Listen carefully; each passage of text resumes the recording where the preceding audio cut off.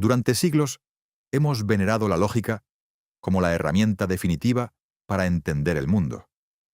Creemos que si razonamos bien, si seguimos las reglas correctas, podremos separar verdad de mentira, demostrar qué es posible y qué es imposible, construir sistemas perfectos de conocimiento que no se derrumben jamás. La lógica es, en teoría, el terreno sólido sobre el que se levanta todo lo demás. La ciencia, las matemáticas, la filosofía, el sentido común cotidiano. Y sin embargo, en las grietas de ese edificio aparentemente perfecto, aparecen objetos extraños. Las paradojas. Son pequeñas bombas conceptuales que cuando las miras en serio hacen algo perturbador. Parten de premisas que parecen razonables. Siguen pasos de razonamiento que parecen impecables. Y te llevan directo a una contradicción. O demuestran que hay preguntas para las que la lógica no puede dar respuesta coherente. O te obligan a aceptar que hay límites infranqueables, incluso dentro de las matemáticas más rigurosas. Las paradojas lógicas no son simples juegos de palabras para dejarte pensativo 5 minutos. Son agujeros en la matriz. La paradoja del mentiroso desafía la noción misma de verdad cuando la aplicas a frases que hablan de sí mismas. La paradoja de Russell dinamita nuestra intuición de que se puede hacer teoría de conjuntos sin cuidado. Las paradojas de Zenón cuestionan el concepto básico de movimiento, ese que tu cuerpo verifica cada día. Las paradojas de Gödel muestran que cualquier sistema lógico, lo bastante potente, arrastra en su interior verdades que no puede demostrar. Hilbert, con su Hotel Infinito, convierte el sentido común en humo en cuanto le aplicas el infinito real. En este vídeo vamos a recorrer 10 de estas paradojas. Cada una es un ataque frontal a una parte distinta de nuestra confianza. Algunas destrozan la idea de que toda frase tiene que ser simplemente verdadera o falsa. Otras arruinan la esperanza de una matemática cerrada y completa. Otras se burlan del lenguaje cuando intenta capturar conceptos vagos como montón o calvo. Todas, juntas, te obligan a mirar la lógica con menos arrogancia y más respeto. No como un arma infalible, sino como una herramienta poderosa pero limitada, que de vez en cuando tropieza con los bordes de algo más profundo. No esperes salir de este viaje con todo resuelto. Al contrario, si funcionan, estas paradojas deberían dejarte en un lugar incómodo, en el que seguirás pudiendo razonar, pero con la sospecha de que, por muy fino que cortes la realidad con el cuchillo de la lógica, siempre quedarán fibras rebeldes que no encajan del todo. Paradoja 1. El mentiroso. Cuando la verdad se muerde la cola. Imagina una frase muy simple. Esta afirmación es falsa. A primera vista, parece una tontería autorreferente, pero intenta responder con calma a la pregunta. ¿Es verdadera o es falsa? Supón primero que es verdadera.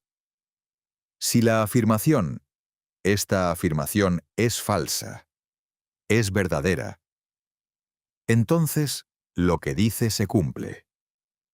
La afirmación es falsa. Has concluido que suponiendo que es verdadera, resulta ser falsa. Ahora, intenta lo contrario. Supón que es falsa.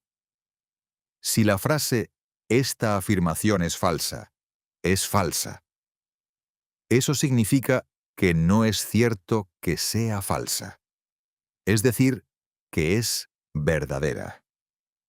De nuevo, al suponer que es falsa, llegas a que es verdadera.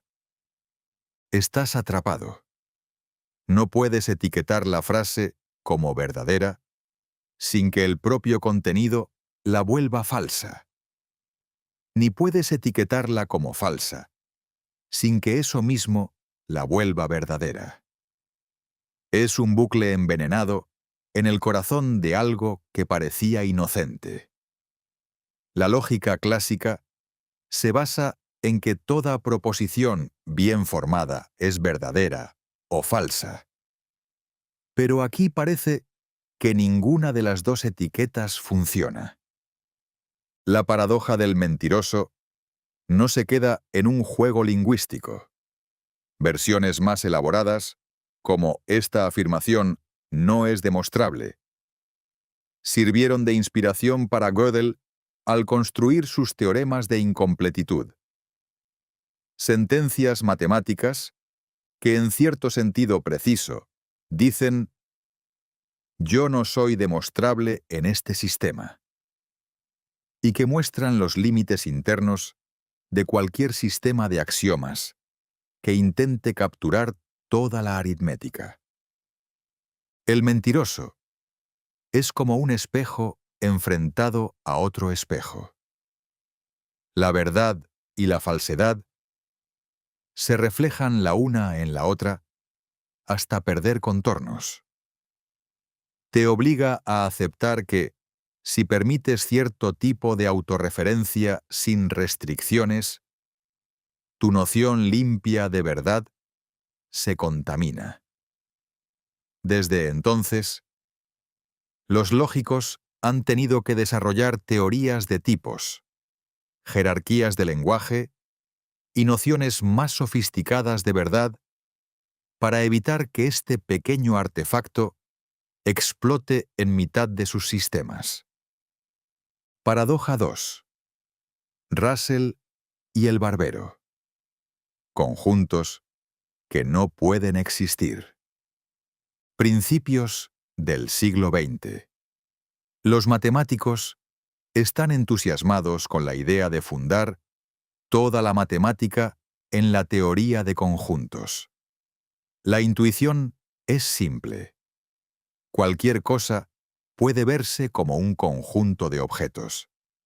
Y trabajando solo con ese concepto básico, más algunas reglas claras, se podría reconstruir toda la aritmética, el análisis, la geometría.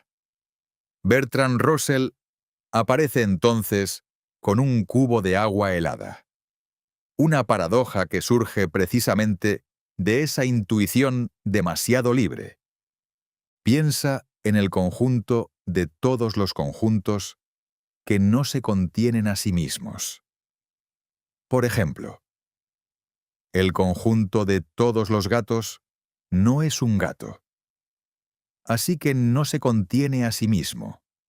Entra en la lista. El conjunto de todos los conjuntos, en cambio, sí se contiene a sí mismo, así que no entra. Hasta aquí, bien. Ahora llega la pregunta letal. ¿El conjunto de todos los conjuntos que no se contienen a sí mismos se contiene a sí mismo?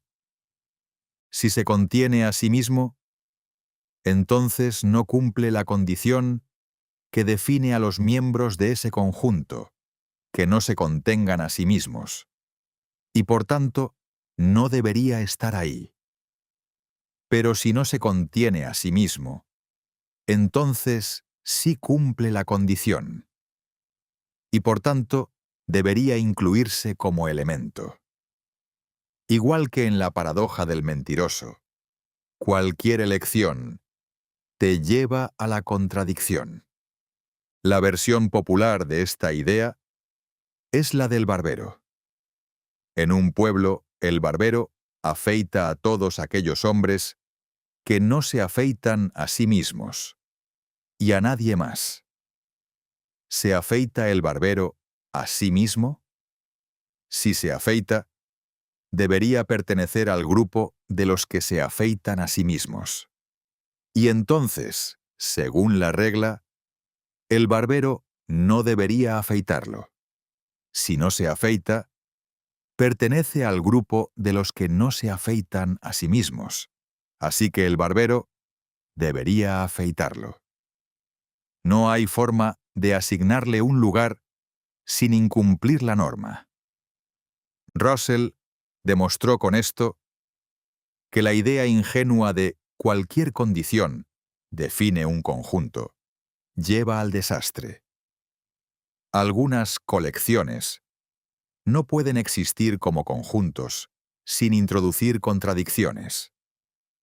A partir de aquí, hubo que reformular la teoría de conjuntos. Imponer restricciones sobre qué conjuntos son legítimos. Introducir jerarquías y axiomas más sutiles.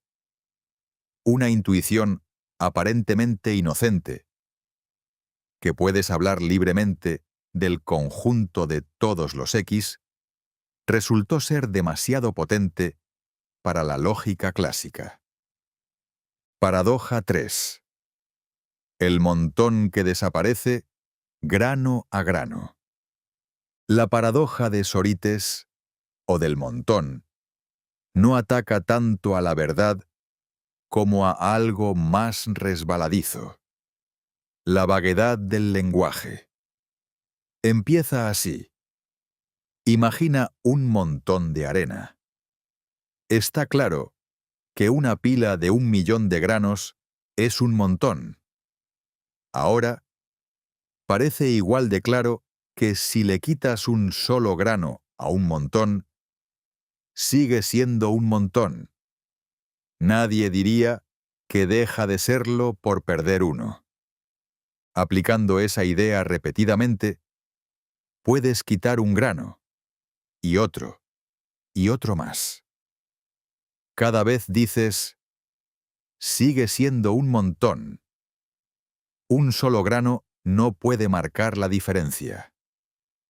Pero si sigues lo bastante, acabarás con un solo grano de arena. Y ahí nadie diría honestamente que tienes un montón. Alguna vez tuvo que romperse la condición. Pero a lo largo del proceso, nunca hay un punto claro en el que el paso de montón a no montón sea nítido. Si afirmas que quitar un único grano nunca deja de ser un montón, pareces comprometido a decir que un solo grano sigue siendo un montón, lo cual parece absurdo.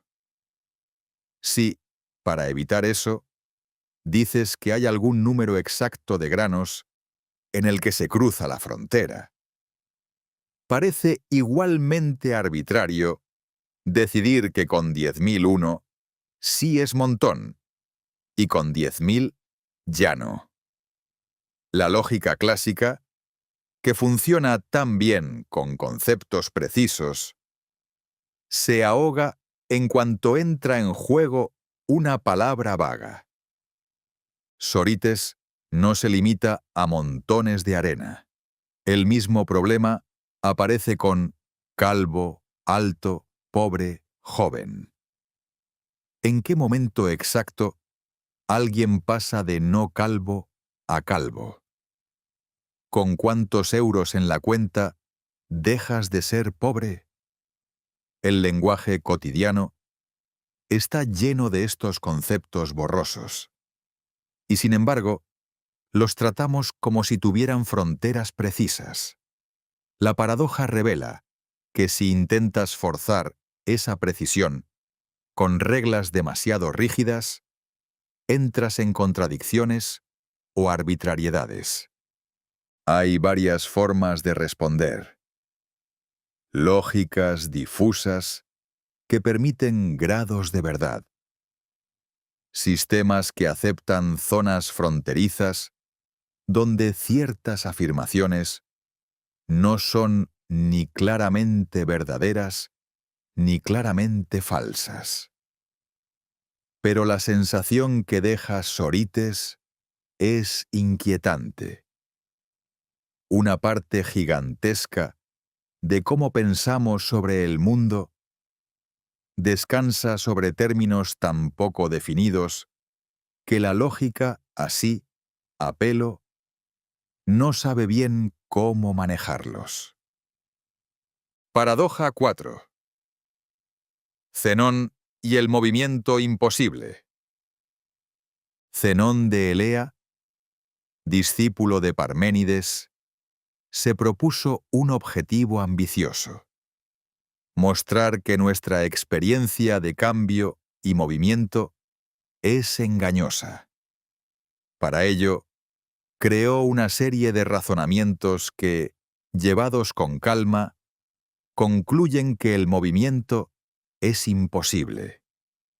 Uno de los más famosos es el de Aquiles y la tortuga. Imagina al veloz Aquiles dando ventaja a una tortuga en una carrera. La tortuga parte, y Aquiles empieza a correr detrás. Cuando Aquiles llega al punto de salida de la tortuga, ésta ya ha avanzado un tramo. Cuando llega a ese nuevo punto, la tortuga ha adelantado un poco más. Y así sucesivamente. Siempre que Aquiles alcanza el lugar donde estaba la tortuga, ella ha tenido tiempo de moverse un poquito más. La conclusión aparente jamás la alcanza. El movimiento hacia la meta se fragmenta en una infinidad de pasos. Y parece que hay que completar infinitas tareas para recorrer una distancia finita. Otra variante es la dicotomía. Para llegar a cualquier punto, primero tienes que recorrer la mitad de la distancia, antes la mitad de esa mitad, antes la mitad de esa mitad, y así sin final. De nuevo, el camino se descompone en una serie infinita de subtramos. Si piensas que sumar infinitos pasos lleva necesariamente a una distancia infinita, concluyes que no puedes llegar jamás a donde vas. Nuestra experiencia diaria dice lo contrario. Los corredores llegan a la meta. Las flechas alcanzan el blanco. Los coches llegan a su destino. La física moderna ha encontrado formas de domesticar estas paradojas usando conceptos como límites y series convergentes. Sí, hay infinitos términos, pero su suma puede ser finita. La matemática del cálculo salva el movimiento en el papel. Pero algo queda resonando. Las paradojas de Zenón muestran que hay una tensión profunda entre cómo intuimos el espacio y el tiempo, y cómo se comportan cuando los exprimimos con la lógica. Te obligan a aceptar que incluso conceptos tan básicos como recorrer una distancia esconden sutilezas que no percibimos a simple vista. Y nos recuerdan que el infinito, aunque lo manejemos con soltura matemática, sigue teniendo filos capaces de cortar el sentido común. Paradoja 5. El hotel infinito, siempre lleno, que aún tiene sitio. Imagina un hotel con infinitas habitaciones numeradas 1, 3, 4, y así hasta el infinito. Todas están ocupadas. No hay ni un solo hueco. Llega un nuevo huésped y quiere alojarse. En un hotel finito, la respuesta sería simple: no hay sitio. En el hotel de Hilbert, en cambio, el recepcionista sonríe y dice que no hay problema. La solución es absurda a ojos del sentido común, pero perfectamente válida si aceptas el infinito actual de las matemáticas. El recepcionista pide a cada huésped que se mude a la habitación cuyo número es su número actual más 1. El de la 1 va a la 2, el de la 2 a la 3, el de la 3 a la 4, y así sucesivamente. De esa manera, la habitación 1 queda libre para el recién llegado, y todas las demás habitaciones siguen ocupadas. Un hotel lleno que admite a alguien más sin desalojar a nadie. La cosa puede ir más lejos. Si llegan infinitos nuevos huéspedes, también hay sitio. Bastaría con mover a cada huésped de la habitación N a la habitación 2N, es decir, duplicar su número de habitación. Entonces, todas las habitaciones con número impar quedarían libres. Infinitas habitaciones para infinitos nuevos clientes. El hotel estaba completamente lleno. Pero de pronto has conseguido espacio para otro infinito. La paradoja de Hilbert no demuestra que la matemática esté mal, sino que nuestras intuiciones sobre finitud se rompen al aplicarlas al infinito. En el mundo físico, no puedes tener un hotel con infinitas habitaciones. Pero en el mundo de los números, los conjuntos infinitos se comportan así. Puedes añadirles elementos sin aumentar su tamaño en el sentido habitual. Hay tantas habitaciones pares como habitaciones en total. Hay tantos números naturales como números naturales mayores que 100. Lo inquietante es que este tipo de comportamientos está detrás de buena parte de la matemática moderna, de la teoría de conjuntos, de cómo se maneja el infinito en análisis.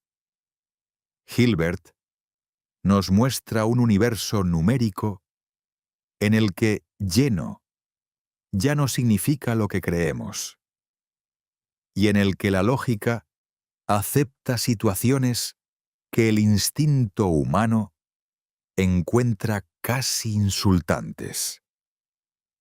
Paradoja 6. Gödel y las verdades que ningún sistema puede atrapar. A principios del siglo XX, después de superar el shock de la paradoja de Russell, muchos matemáticos abrazaron un proyecto aún más ambicioso: construir un sistema de axiomas tan sólido que a partir de él se pudiera derivar toda la verdad matemática sin contradicciones, y en el que cada afirmación verdadera fuera, en principio, demostrable. Era el programa de Hilbert, una matemática completamente formalizada, segura y completa. Entonces llegó Kurt Gödel con sus teoremas de incompletitud. El primero Dicho en lenguaje llano, afirma que cualquier sistema lógico, lo bastante potente como para contener la aritmética básica, será o bien incompleto. Habrá afirmaciones verdaderas que no se pueden demostrar dentro del sistema. O incoherente permitirá demostrar contradicciones. El segundo teorema añade que dicho sistema no puede demostrar su propia consistencia, salvo que, de nuevo, sea incoherente. La idea intuitiva se parece sospechosamente a la paradoja del mentiroso, pero metida dentro de las tripas de la aritmética. Gödel construye una proposición que, traducida a palabras, viene a decir algo como: esta afirmación no es demostrable en este sistema. Si el sistema pudiera demostrarla, se volvería inconsistente, porque probaría una afirmación que por su propio contenido no debería ser demostrable. Si el sistema no puede demostrarla, entonces lo que dice es cierto. Y la afirmación es verdadera, pero indemostrable. El sistema es incompleto. Este resultado destroza la esperanza de una lógica total. No importa lo ingenioso que seas eligiendo tus axiomas. Si tu sistema es lo bastante rico como para hacer aritmética, habrá siempre verdades escapando a tu capacidad de prueba dentro de ese marco. La lógica, en lugar de ser la red definitiva que captura todas las verdades, aparece como una serie de redes parciales, cada una con agujeros inevitables. La paradoja de Gödel no es un fallo de la lógica, sino una revelación de sus límites profundos. Nos obliga a aceptar que siempre habrá una fuera del sistema desde el que podemos ver verdades que desde dentro son inaccesibles. La lógica puede demostrarlas si amplías el sistema. Pero entonces aparecerán nuevas verdades indemostrables en el nuevo marco. El sueño de una matemática cerrada, autocontenida y completa se rompe para siempre. Paradoja 7. La ejecución inesperada que todo el mundo espera. Imagina que un juez le dice a un condenado: serás ejecutado la próxima semana, un día entre lunes y viernes. Pero el día de la ejecución será una sorpresa. No sabrás qué va a ocurrir ese día hasta que el verdugo llame a tu puerta. El prisionero se va a su celda y empieza a razonar. Pronto llega a la conclusión de que la ejecución no puede darse en ningún día. Su razonamiento va así: no puede ser el viernes, porque si llegara el jueves por la noche y aún estuviera vivo, sabría que la ejecución tendría que ser el viernes, y ya no sería una sorpresa. Si el viernes está descartado, tampoco puede ser el jueves, porque el miércoles por la noche, sabiendo que no puede ser el viernes y que tampoco ha sido antes, concluiría que tiene que ser el jueves. De nuevo, dejaría de ser sorpresa. Repitiendo el razonamiento, descarta el miércoles, luego el martes, luego el lunes. Llega al convencimiento lógico de que la ejecución no puede ocurrir. La semana siguiente, sin embargo, el verdugo Llega un miércoles cualquiera, y el prisionero, que se había tranquilizado pensando que su razonamiento era sólido, se lleva la sorpresa prometida. Lo paradójico es que su razonamiento parecía impecable, pero desembocó en una predicción falsa.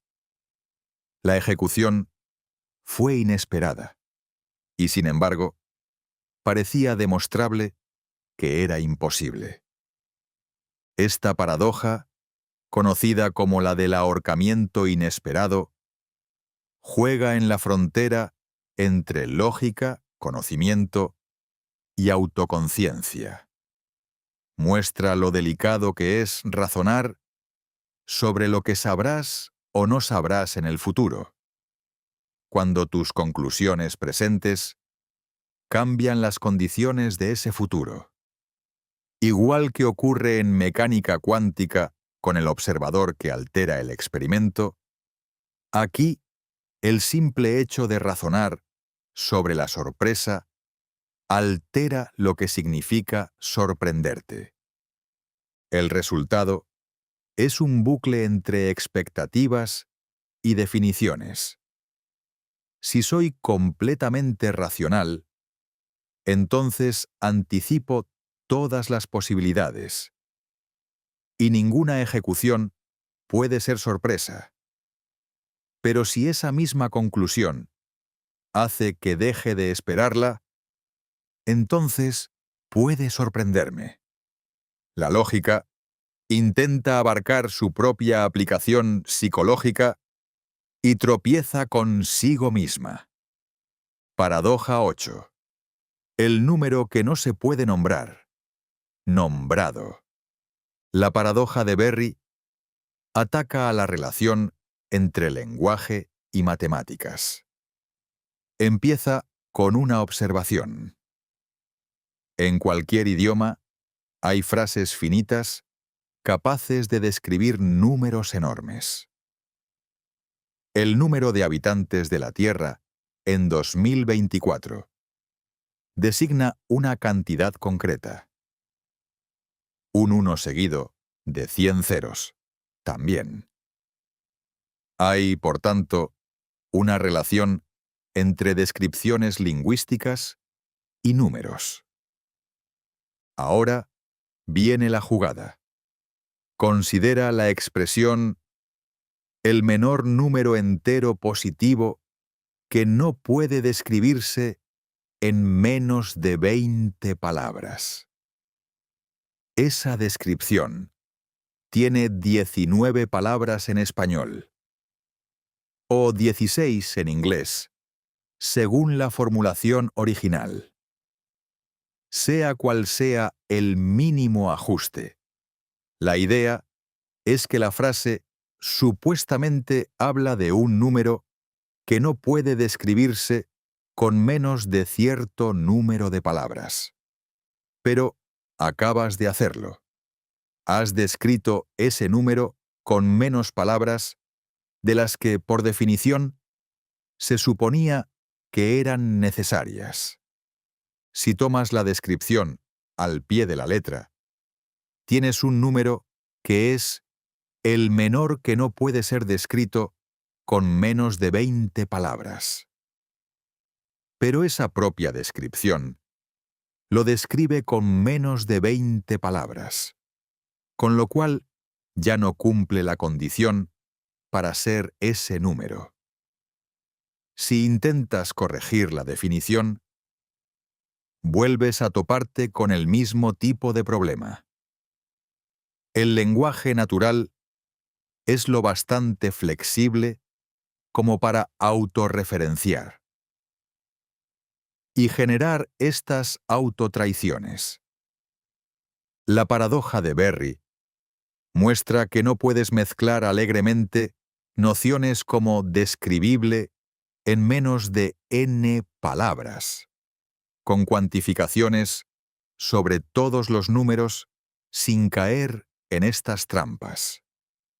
Igual que con Russell, se hace visible que ciertas construcciones que suenan perfectamente sensatas esconden contradicciones cuando se les aplica la cuantificación total. También deja un sabor inquietante. Nuestra intuición de que hay una correspondencia limpia entre números y descripciones se tambalea. En el intento de enumerar y encerrar todos los números nombrables con cierta longitud, el lenguaje se gira como un gato y muerde la mano que intenta sujetarlo. Paradoja 9. Si todo implicara todo, nada significaría nada.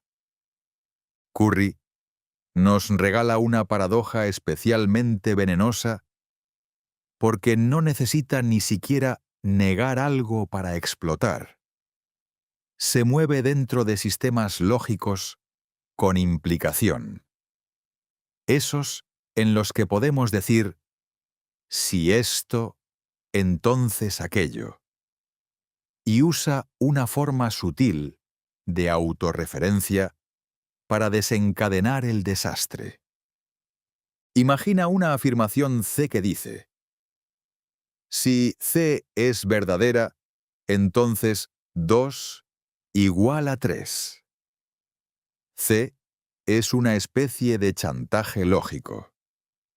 Si me aceptas, arrastro conmigo una consecuencia absurda. El razonamiento va simplificado así.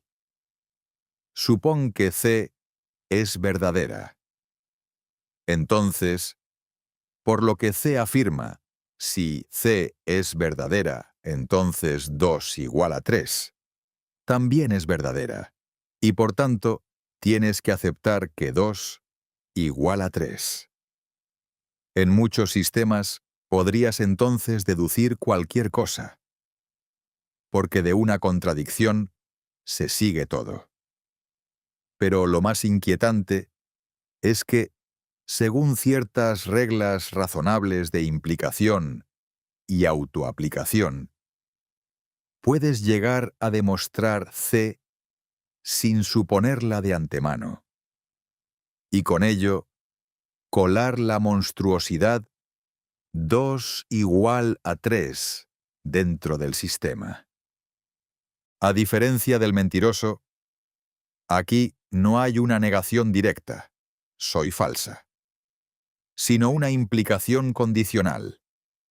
Eso hace que la paradoja sea más difícil de esquivar.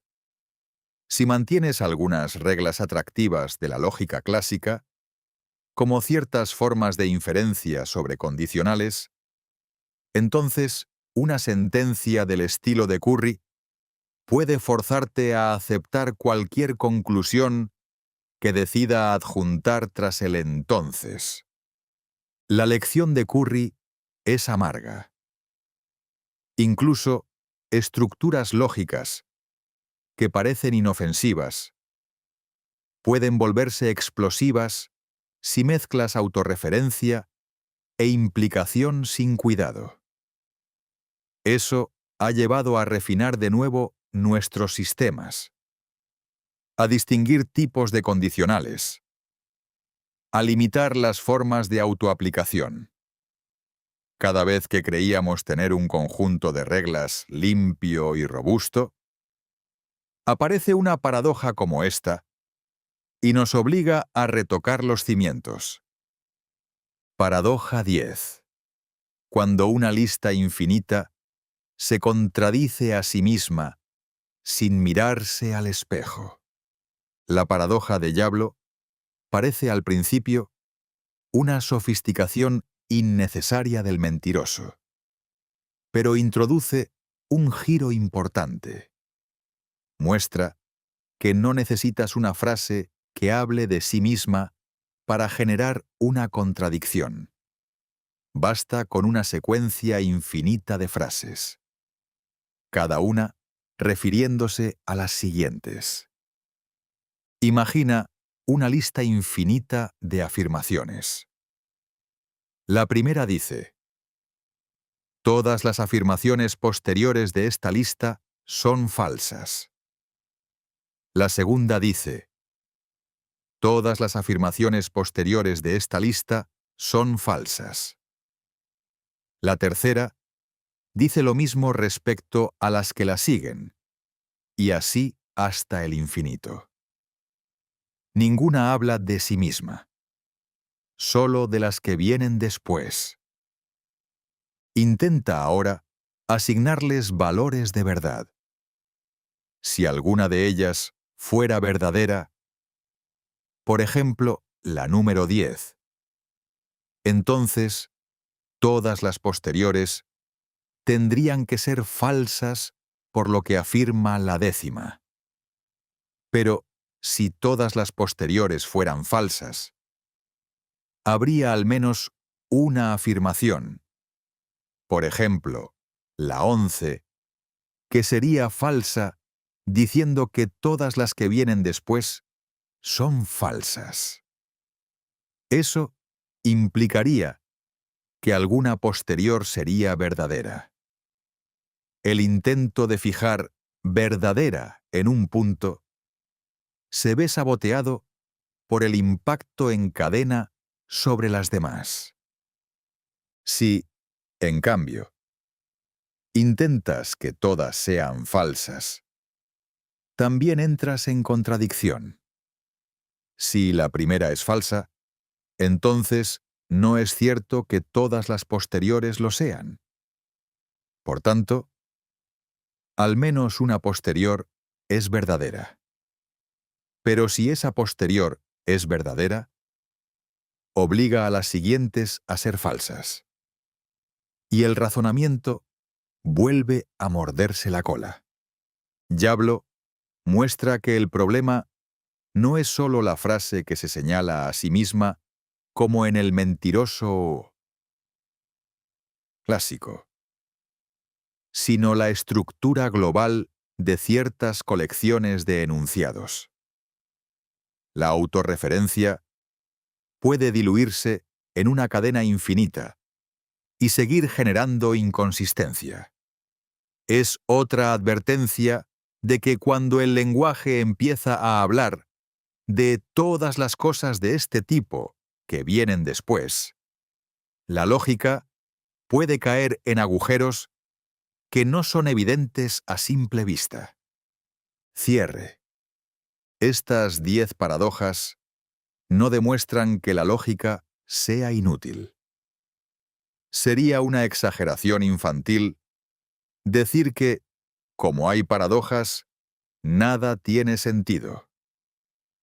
Lo que muestran, más bien, es que la lógica no es una máquina ciega que podamos encender y dejar funcionando sin vigilancia.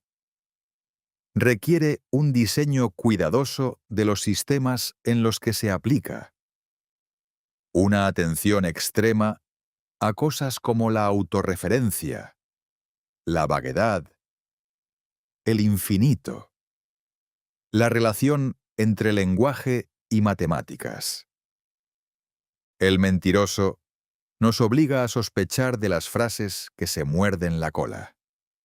Russell nos enseña que no cualquier condición define un conjunto inocente. Sorites desnuda la fragilidad de nuestros conceptos vagos. Zenón rompe la alianza fácil entre intuición física y razonamiento. Hilbert convierte el infinito en una especie de carnaval lógico. Gödel destroza el sueño de un sistema completo de verdades demostrables. El ahorcamiento inesperado se ríe de nuestros intentos de razonar sobre nuestro propio conocimiento futuro. Berry, Carry y Yablo muestran que el lenguaje, cuando se refleja a sí mismo dentro de sistemas formales, puede desencadenar contradicciones que no habíamos previsto. En el fondo, todas apuntan a lo mismo.